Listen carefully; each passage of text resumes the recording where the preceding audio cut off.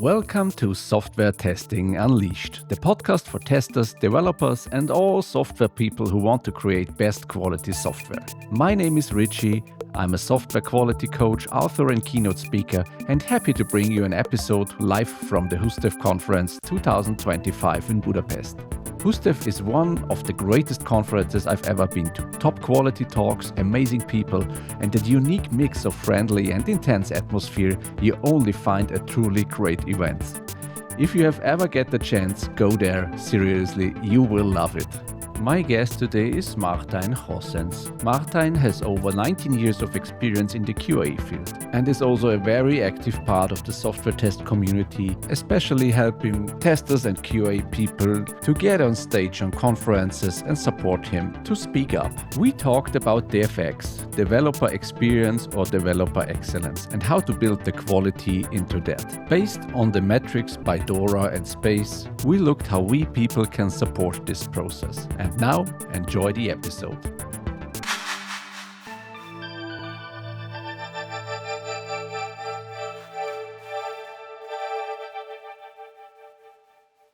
Hello, Martin. Great to have you on the show here. Thank you, Richard. It's lovely to be here. We had so much contact here in these days. We did. I really like you because you're such a friendly, openness guy here. So I want to always get around with you here at the conference. But it's also the spirit of the HUSTEF here. It's amazing. It's warm. It's lovely. Yeah. It feels like coming home, and I get the same feedback from first-time speakers here that their experience HUSTEF as a very friendly place, but also like very warm, cozy, and everybody's really into it. So that's really cool. And good content, a good spirit, and amazing. A lot of people here, 700 people, I think. It's great. It's great. And I've came back I started in HUSTEF like 3 years ago, and they were just starting up after the pandemic, and had 500 people in the Aquarium Club where we had the after social yesterday. And I saw them grow in those years to now 700 people again, and in this lovely venue. Being part of the PC as well this year was new for me, but also a great experience. So I'm also very proud of what we were able to put together.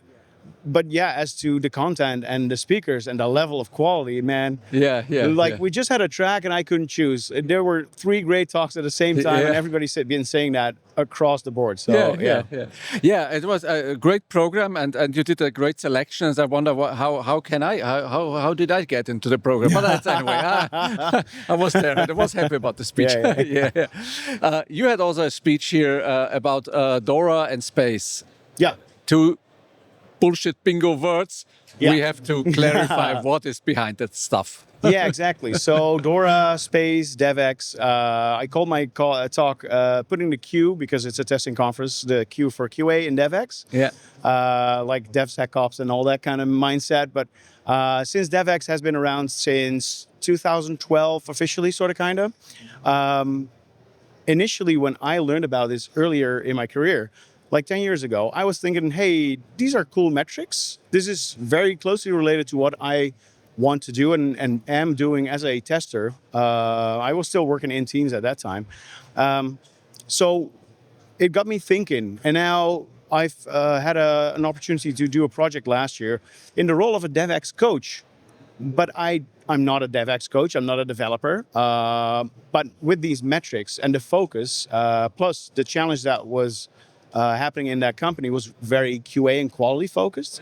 So I entered as a DevEx coach, leaning on sort of quality and testing, which was a challenge for them. But they tackled it from a DevEx perspective. How, as developers, are you struggling to do your work? And how can quality testing and all the things that I talk about help you in your daily job? I thought this is very interesting because now, as a tester, we have a different, role and connection with our developer friends who are very close to us in teams and in projects to talk to them about our goals and our things that we achieve and the tools that we use and the things that we do to bring it all together in those metrics that we could all get behind: business, development, and QA. So that was the inspiration for the talk. And that's sort of where I started from. But before we put the Q into the DevEx part, what's DORA and SPACE? Yeah, so good question. So first off, developer experience, DevEx, was sort of coined as a term in 2010, 2012. There was a scientific paper that sort of posed the question, hey, we're talking about user experience a lot, the end user, the user of our applications, apps, whatever. How about the experience within our teams building software? And after that sort of paper, a startup started working on this and trying to put metrics towards this mindset. And it boils sort of down to 4 metrics in DORA. And DORA stands for the DevOps Research Association, I think. The A might escape me. Yes. And they were sort of the trendsetters of sort of making these measurements into, like, DevOps was really hot back then. Every team was moving towards DevOps and ownership in the teams, and teams were now capable to deliver. Deliver what? How? Are you doing that well, capable? Now, here's some metrics that you can measure, but then also try to improve. Okay, cool. That's where DORA started. DORA is officially 11 years old. I think 2014 or 2016, the startup was started, and then 2018 Google acquired it. Okay. And when Google acquired it, of course, got a lot of attention, so much attention that internally in Google, they started using these metrics and started reporting in their yearly State of DevOps report. Aha. Now, time passes and people keep thinking about these metrics. They are very oriented on the how. How are we doing things, and are we doing it the right way? Then came sort of another movement. It came from a different perspective, but of course some competitors. Microsoft, a university, I think the University of Maryland, and another company came together and they created SPACE. And SPACE doesn't stand for like a word, but it stands for all the metrics that they bring, which are very closely related because I can't sort of bring them up right now. Because my talk really dives into DORA, where I think it's more tangible for us. Yeah. But SPACE also looks at how are you feeling as a developer? Are you supported? Do you have enough mandate and directive on your own? Agency tries to identify that, measure that, and then you can try and help and fix that. But there's also the P in SPACE stands for performance. Yeah. Performance of how you do your work as a developer, and that's closely related to all the topics in DORA, because if you do your job well in performance in SPACE, then you have a fast mean time to recovery, you have a low failure rate, all those kind of stuff, very tangible stuff of DORA, they enter in SPACE. I didn't talk about SPACE, again, because it's more really closely related to the developer space. Yeah.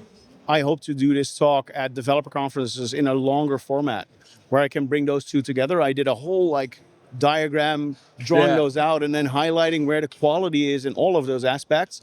I dropped that for this talk because I'm only talking about the tangible DORA metrics that we as testers have a very strong impact on. Yeah. Does that make sense? Yeah, that makes sense. Cool. And what are these metrics where we can put in our quality power? Yeah. So the DORA metrics are mean time to recovery, the change lead time, change failure rate, and did I mention mean time to recovery? Yeah.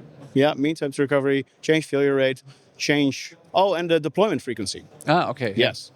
So deployment frequency, how fast can we, deliver changes, which is super interesting because, whether you look at it from a process point of view or you are very into tooling like CI/CD and pipelines and quality gates, there's always things that you can tweak to make that pipeline faster, smarter, better. For us, it means that we need to do parallel testing, have a right coverage in the test automation pyramid. If you only rely on very slow UI tests, you can do parallel testing all you want, but it's never going to be as fast without a test environment spinning up than all the unit tests that you could have written and run in that same time, right? So looking at those kind of metrics, deployment frequency is important. Change throughput, forget the official name. But if somebody comes in with an idea, which is everything we do in software delivery, how fast can you go from an idea to working out the requirements, a step that we sometimes forget, which bites us in the butt, and then we have a longer, change implementation time. To understanding this, maybe pair programming, so you can skip the peer reviews, do unit testing in pair, continuous testing, so you TDD, all those kind of things help shorten that time that we come from an idea, and then including the deployment frequency. You can, turn around in a week. Yeah. If that's something that your company wants, right? You can gold plate this. You can go ham and say, well, we can deploy any 5 minutes. So if you have an idea now, Benjamin in the back, he's our star developer, and he can push it to production in 10 minutes. Yeah. Do you want that, right? Yeah. Is your setup safe enough? Do you have the right quality gates and coverage for the risk that your company deserves and desires? I don't know. Yeah. And then change failure rate, I think, is the most closely related to what we do as QA, because we find those failures, right? And if we do a good job, we find all the bugs. Typically not, because we don't test everything. And there were a lot of great talks at HUSTF this year about value-based testing and the value of testing. We need to think about this. What is the most conscious way, and what does add value? Because the highest risk is not necessarily the value that your company sees. So there's a trade-off that we need to take into account, because that change failure rate, what does it really mean? It's a metric, right? So metrics are just metrics. It's insight.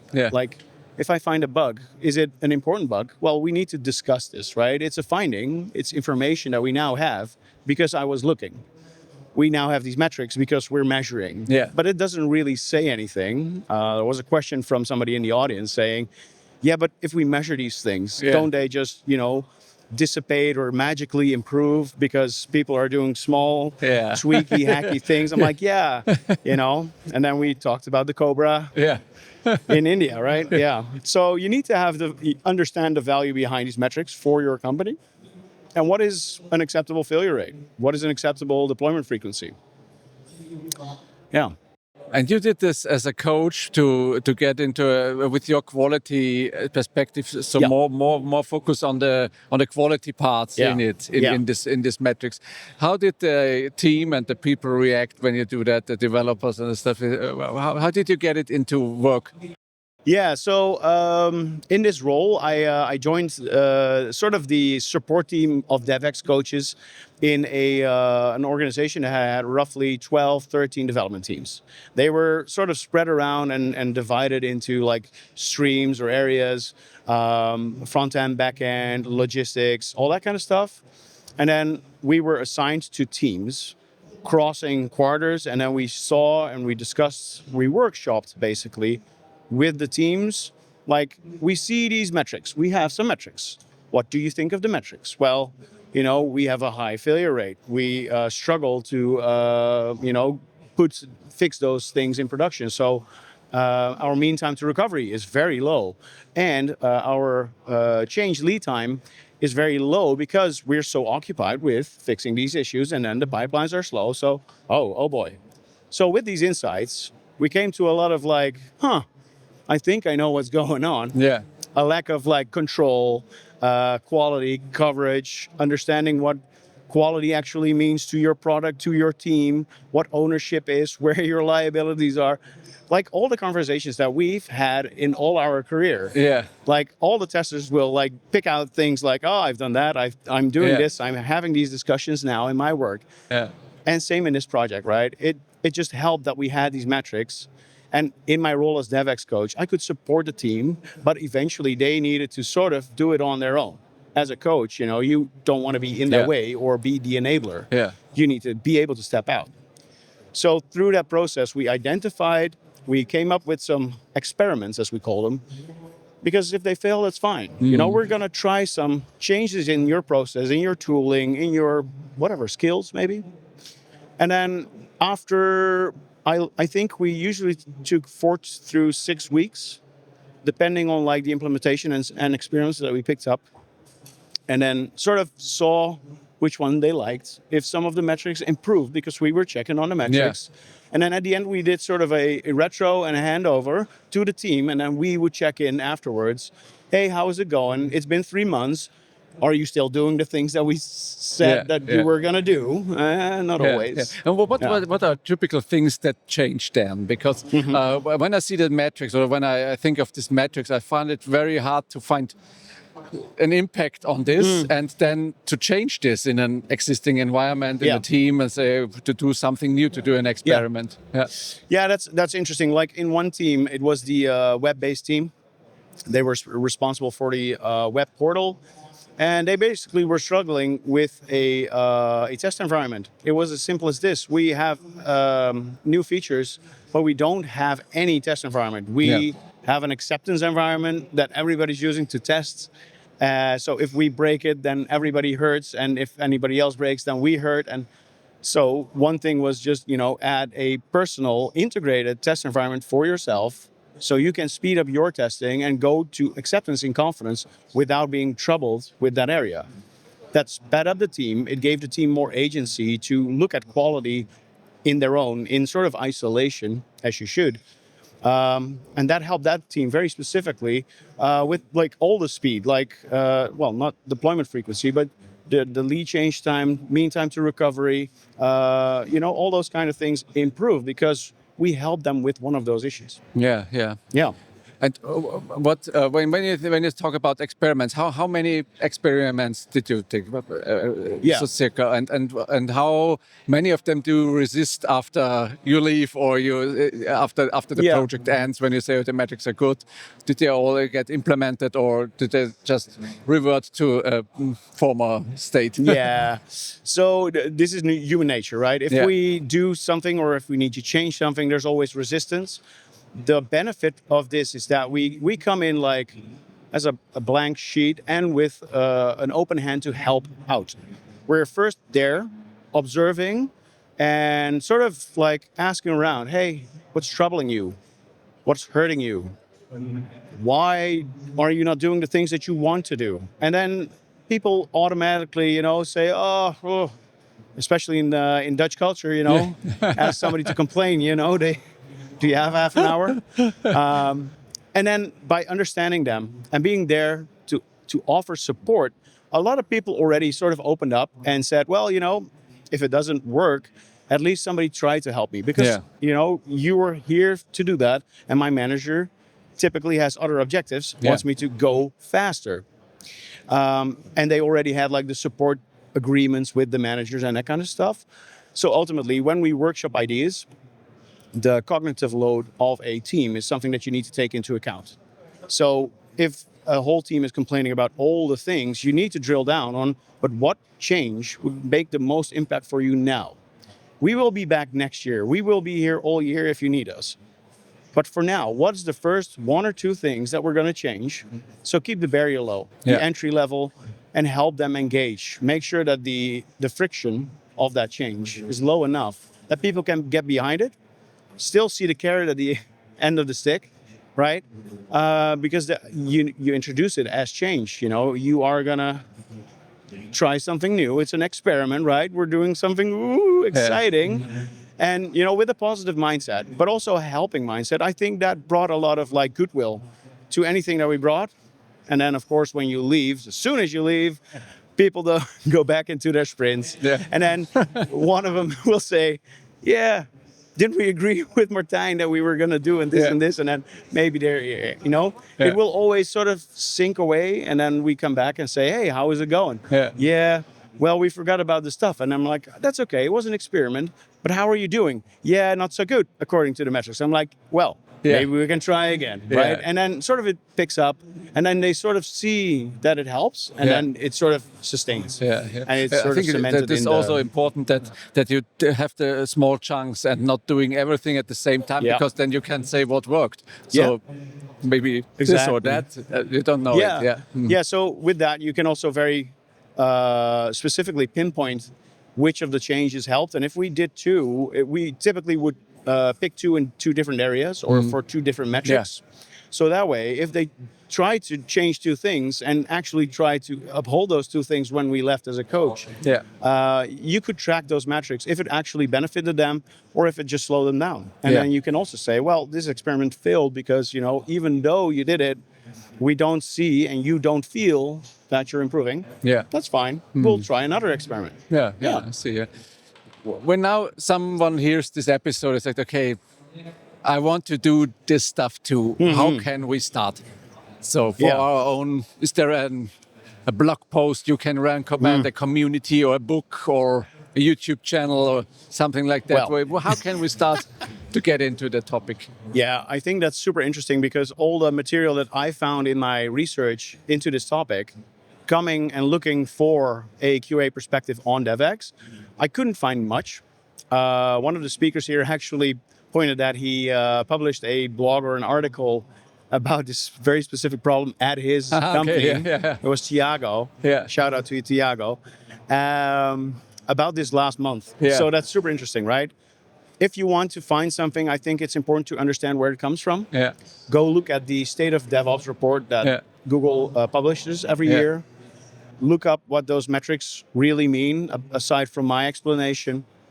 And I'm also about to sort of publish an article with all the homework that I didn't put in my slides. Where quality is to be found. And like a very big overview with all the activities in testing that you can apply to any one of those metrics. So in my talk, I highlight, for example, that test automation is very closely related to all 4 of the metrics in a sort of a different way. In the 25 minutes I had today at Hustef, I couldn't really explore that and sort of extrapolate on that. But this is something that I do want to publish. And, thinking of it, all the things I had on my slide, it might actually become a white paper. But there's a lot of cross-referencing to do that we as experienced QAs can already do.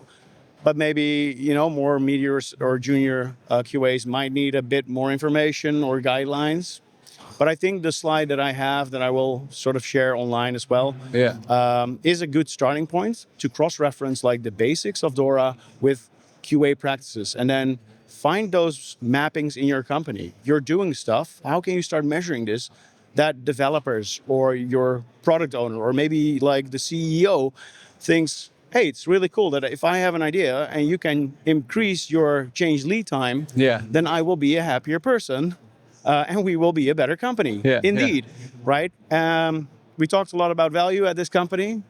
If we learn to talk value as QA, I think it's super important for us to remain relevant, visible, because that's typically an issue, I think, with being in QA.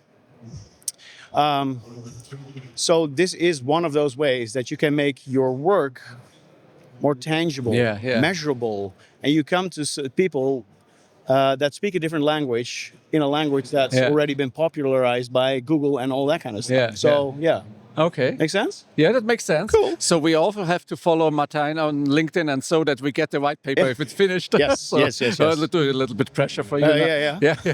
Thank you very much that you were a part of the show. Of course. Thank you that you shared all this knowledge here to the community as well. Thank you. I appreciate your work here. You're doing so much community work, networking, and I try to. Hope we see you soon in another conference or maybe next year here at the Hustef.